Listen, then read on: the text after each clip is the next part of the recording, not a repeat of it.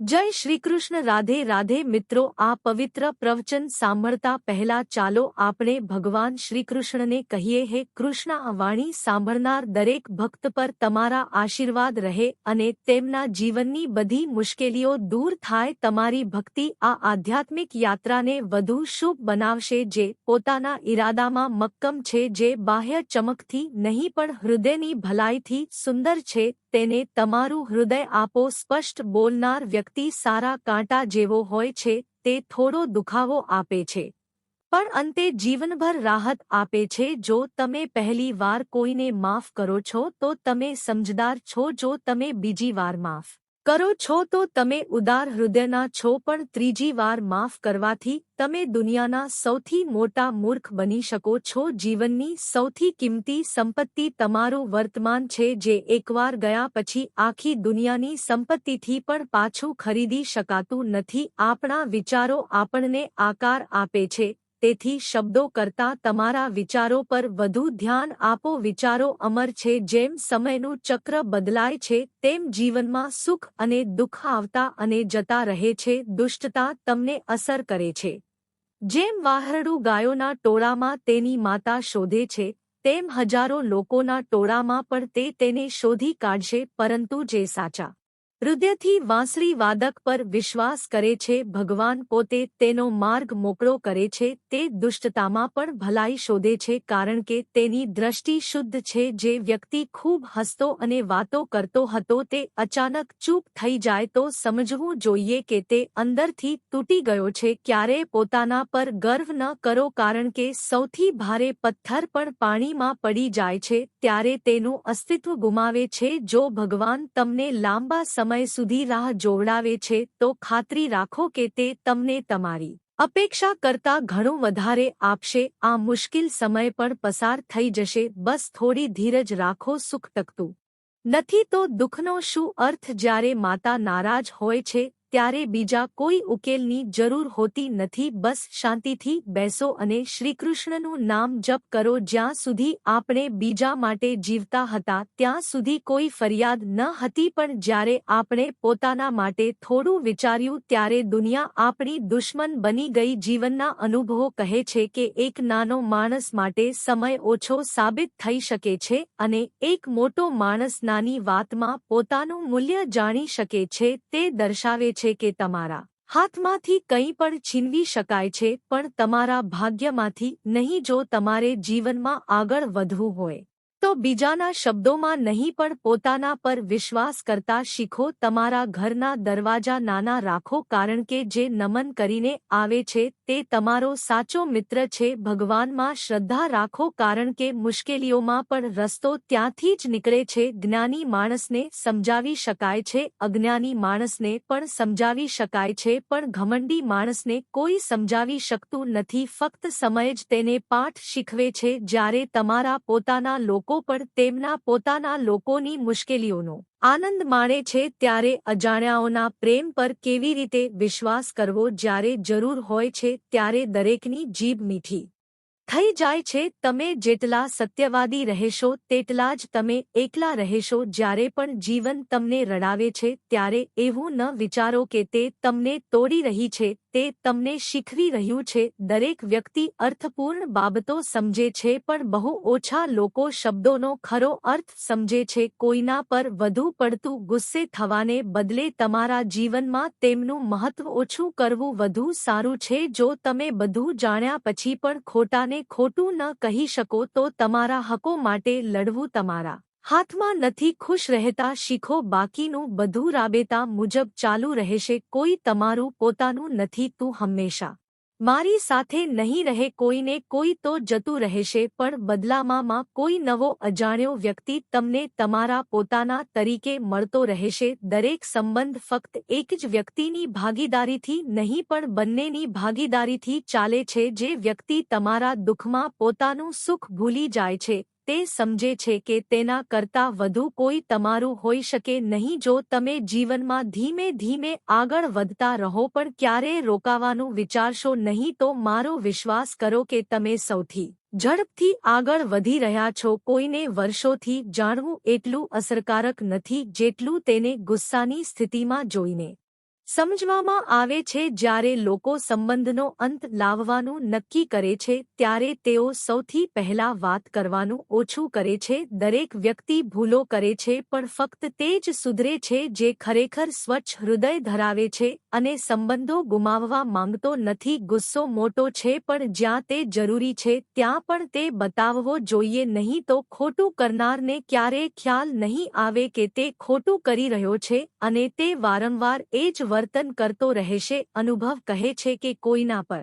સંપૂર્ણ વિશ્વાસ કરવાનો પ્રયાસ કરવો અને તે જ વ્યક્તિ તમને શીખવશે કે કોઈના પર આંધળો વિશ્વાસ ન કરવો જોઈએ. એક વાત હંમેશા સાચી હોય છે, નવા લોકો સાથે તમને ગમે તેટલી ખુશી મળે પણ જ્યારે દિલ દુભાય છે ત્યારે એ જૂના લોકો જ શ્રેષ્ઠ હોય છે. સૌપ્રથમ મને યાદ છે કે આ દુનિયામાં બધું જ તોડી શકાય છે અને એક સાથે જોડી શકાય છે. વિશ્વાસ સિવાય બધું જ સુધારી શકાય છે. એકવાર વિશ્વાસ તૂટી જાય પછી તે પહેલા જેવો ક્યારેય પાછો જોડાતો નથી. જે તમને ખરેખર પ્રેમ કરે છે તે ક્યારેક તમને ઠપકો આપી શકે છે પણ તે તમારું ખરાબ ઈચ્છતો નથી. તેનો ગુસ્સો તમારા માટે ચિંતા છુપાવે છે અને તેના હૃદયમાં તમારા માટે સાચો પ્રેમ છે. જે લોકો ભૂલો કરે છે તેઓ ક્ષમાને પાત્ર છે પણ જે લોકો ચાલાક છે તેમને માફ કરવા એ તમારી જાત સાથે અન્યાય છે. જો તમે જીવનભર ખુશ રહેવા માંગતા હો તો તમારી જાતને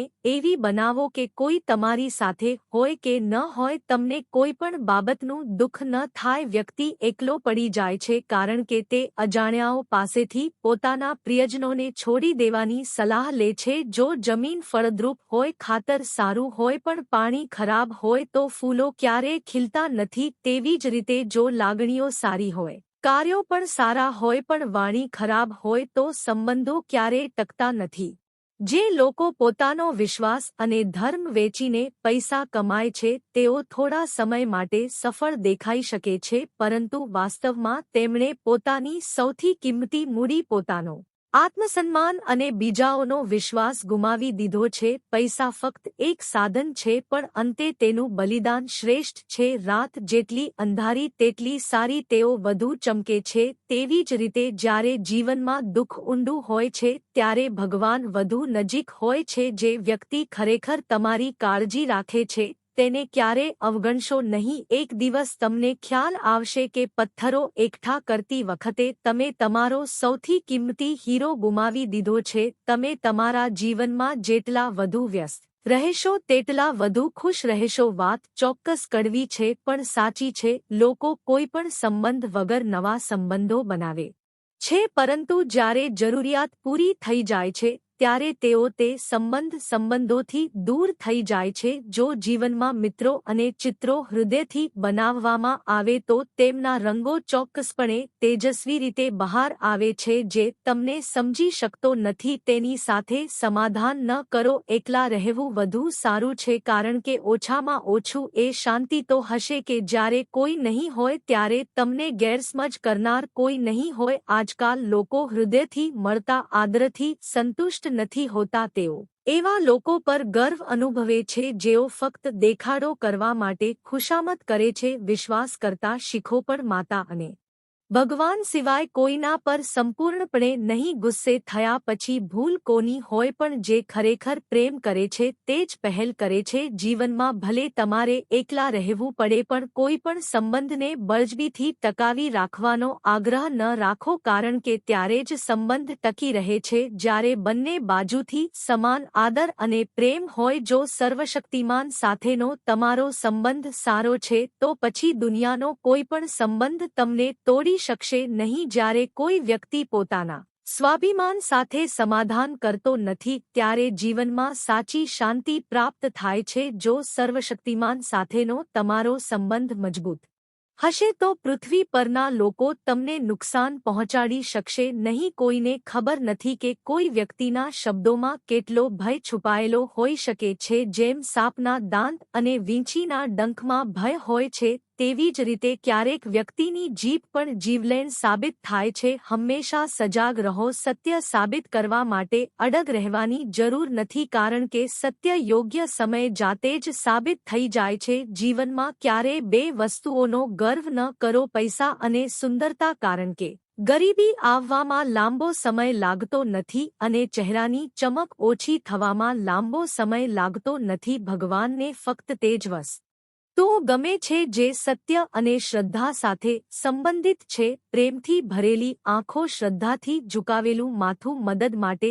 લંબાયેલા હાથ, સાચા માર્ગ પર ચાલતા પગલાં અને સત્યથી બંધાયેલો આત્મા. જો તમે સાચા છો તો ગુસ્સે થવાની કોઈ જરૂર નથી અને જો તમે ખોટા છો તો તમને ગુસ્સે થવાનો કોઈ અધિકાર નથી. એના કરતાં એકલા રહેવું સારું. શાંતિથી જીવન જીવો, તમારા પર વિશ્વાસ રાખો, કારણ કે તમારી વાર્તા એક દિવસ બીજાઓ માટે ચોક્કસપણે પ્રેરણા બનશે. મજાક અને પૈસા બંનેનો ઉપયોગ સાવધાનીથી કરવો જોઈએ, કારણ કે બંનેની કિંમત ત્યારે જ સમજાય છે જ્યારે તે હાથમાંથી સરકી જાય છે. સંઘર્ષ એ જીવનનું સાચું સ્વરૂપ છે. તેનાથી ડરવાની જરૂર નથી. બહાદુરીથી તેનો સામનો કરવાનું શીખો. જો તમારી ઊંઘ એકવાર ઉડી જાય તો કોઈ વાંધો નથી, પણ તમારા સપના ક્યારેય તૂટવા ન દો. તમે ગમે તેટલા મોટા વ્યક્તિ બનો, જો તમારામાં માનવતા ન હોય તો બધું જ વ્યર્થ છે. તમારે જે કંઈ કરવાનું હોય તે જાતે કરતા શીખો, કારણ કે ક્યારેક સમય પર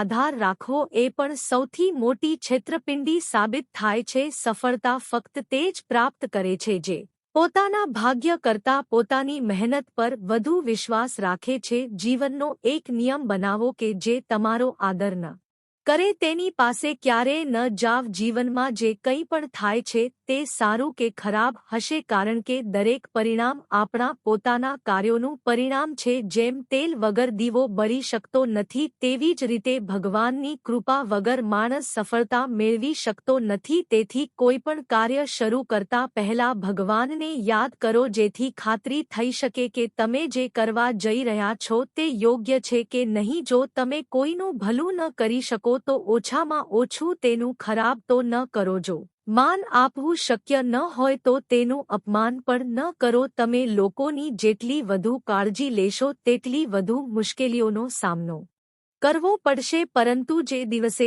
તમે લોકોની સંભાળ રાખવાનું બંધ કરશો તે દિવસે તેઓ પણ તમને મુશ્કેલી આપવાનું બંધ કરી દેશે. આ જીવન ફક્ત 2 દિવસનો મેળો છે. તમે નથી લાવ્યા, તમારી સાથે કંઈ લઈ જશો નહીં. એક દિવસ તમારે બધું અહીં છોડીને જવું પડશે. તો તમારી જાતને અભિમાન અને દ્વેષથી મુક્ત રાખો. જ્ઞાની વ્યક્તિ ક્યારેય બદલો લેવાની ભાવના રાખતો નથી, કારણ કે તે જાણે છે કે ભગવાન યોગ્ય સમયે દરેકનો હિસાબ લે છે. જીવનમાં કોઈનો ટેકો લેવા દબાણ ન કરો. જે વ્યક્તિ તમારી પાસે જાતે આવે છે તેની કિંમત કંઈક અલગ જ હોય છે. તમારી કંપની પર ખાસ ધ્યાન આપો, કારણ કે સફળતા સારા વિચારોથી મળે છે અને સારા વિચારો એવા લોકોના સંપર્કથી જન્મે છે જેમનું હૃદય શુદ્ધ છે અને વિચાર સકારાત્મક છે. સાચી સફળતા ત્યારે જ મળે છે જ્યારે મન શુદ્ધ હોય અને કાર્યો ઉત્તમ હોય. તેથી હંમેશા સારા વિચારો અને યોગ્ય સંગત પસંદ કરો, જેથી જીવનમાં શાંતિ અને સફળતા બંને તમારી સાથે રહે. કાં તો ચૂપ રહો અથવા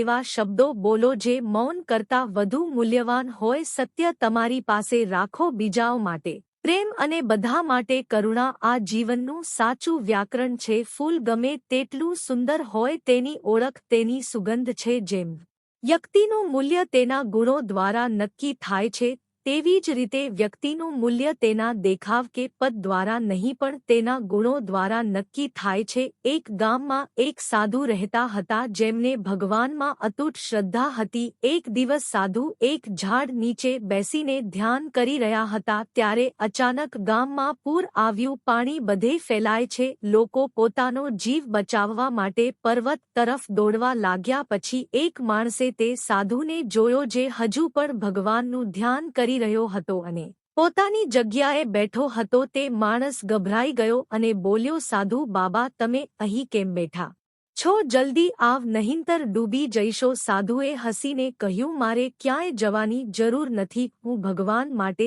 તપસ્યા કરું છું. તે પોતે મને બચાવવા આવશે. ધીમે ધીમે પાણી વધવા લાગ્યું અને સાધુની કમર સુધી પહોંચી ગયું. હવે લોકો ત્યાંથી હોડીમાં જવા લાગ્યા. હોડી પર બેઠેલા એક વ્યક્તિએ સાધુને કહ્યું, બાબા, પાણી ઘણું વધી ગયું છે, જલ્દી આવો, નહીંતર તમારા જીવને જોખમ થશે. સાધુએ ફરીથી એ જ જવાબ આપ્યો, મને ચિંતા કરવાની જરૂર નથી, ભગવાન પોતે મને બચાવવા આવશે. પાણી વધતું રહ્યું. હવે તે સાધુના ગળા સુધી પહોંચી ગયું હતું. લોકો પોતાનો જીવ બચાવવા માટે અહીં ત્યાં દોડી રહ્યા હતા. પછી બચાવ ટીમનું એક હેલિકોપ્ટર ત્યાં પહોંચ્યું, જે છેલ્લું હેલિકોપ્ટર હતું. હેલિકોપ્ટરમાંથી એક દોરડું નીચે ફેંકાયું હતું અને બચાવ ટીમના સભ્યો તેને બચાવ કામગીરી માટે લઈ ગયા હતા. એક વ્યક્તિએ જોરથી બૂમ પાડી, બાબા, જલ્દી આ દોરડું પકડીને ઉપર આવો, આ છેલ્લું હેલિકોપ્ટર છે, આ પછી કોઈ આવશે નહીં. જો તેઓ હમણાં નહીં આવે તો તમે ડૂબી જશો. પરંતુ સંત હજુ પણ પોતાના આગ્રહ પર અડગ રહ્યા. તેણે દોરડા તરફ જોયું અને કહ્યું, આ દોરડું પાછું ખેંચો, મને ભગવાનમાં અતૂટ શ્રદ્ધા છે, તે પોતે આવીને મને બચાવશે. હેલિકોપ્ટર આગળ વધ્યું. પાણી વધ્યું અને સંત આખરે ડૂબી ગયા. મૃત્યુ પછી જ્યારે સંત ભગવાન પાસે પહોંચ્યા ત્યારે તેમનું મન દુઃખ અને આશ્ચર્યથી ભરાઈ ગયો. તેણે ભગવાનને ફરિયાદ કરી, હે પ્રભુ, મેં આખી જિંદગી તમારી તપસ્યા કરી, હું તમારી ભક્તિમાં ડૂબી ગયો, મને તમારામાં ખૂબ શ્રદ્ધા હતી, છતાં જ્યારે મેં તમને શોધ્યા ત્યારે તમે આવ્યા નહીં, તમે મને ડૂબવા દીધો. ભગવાન હસ્યા અને કહ્યું, મૂર્ખ માણસ, હું એકવાર નહીં પણ 3 વાર આવ્યો. પહેલી વાર એ વ્યક્તિના રૂપમાં જેણે તને પર્વત તરફ ચાલવાનું કહ્યું, બીજી વાર એ હોડીના રૂપમાં જે તને બચાવવા આવી હતી, અને ત્રીજી વાર એ હેલિકોપ્ટરના રૂપમાં જેને તું પોતે જ નકારી કાઢ્યો હતો, પણ તું મારી હાજરીને ઓળખી શક્યો નહીં. મને ખબર નથી કે તું કોની રાહ જોઈ રહ્યો હતો. તેવી જ રીતે જીવનમાં આપણને ઘણી તકો મળે છે, પરંતુ આપણે તેમને ઓળખી શકતા નથી. આપણે કોઈ ચમત્કારિક ક્ષણની રાહ જોઈ રહ્યા છીએ અને જ્યારે સમય પસાર થાય છે ત્યારે પસ્તાવા સિવાય કંઈ બચતું નથી. તેથી તકને ઓળખો અને તેને સ્વીકારો, કારણ કે ભગવાન પોતે દર વખતે આવીને તમને કહેશે નહીં કે આ તક ફક્ત તમારા માટે જ મોકલવામાં આવી છે. જે કંઈ કરવાનું છે તે આજથી અને હમણાંથી શરૂ કરવું જોઈએ, કારણ કે સમય ક્યારે કોઈની રાહ જોતો નથી. મિત્રો, વિડિયો પસંદ આવ્યો હોય તો લાઈક કરો, ચેનલને સબસ્ક્રાઇબ કરો, બેલ આઇકોન દબાવો. ફરી મળીશું એક નવા વિડિયોમાં ભગવાનના કિસ્સોના નવા અમૂલ્ય સંદેશ સાથે. જય શ્રી કૃષ્ણ. રાધે રાધે.